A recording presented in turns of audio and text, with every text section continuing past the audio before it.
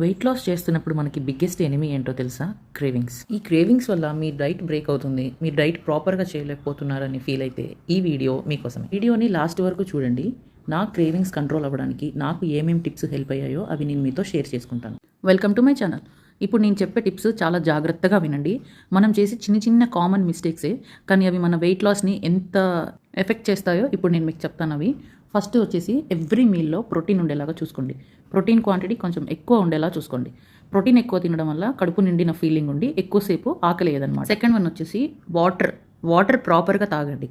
కొన్నిసార్లు మనకి ఆకలేస్తూ ఉంటుంది, కానీ అది ఆకలి కాదు, బాడీ మనకి ఇచ్చే సైన్ అనమాట. యూ నీడ్ సమ్ వాటర్ అని.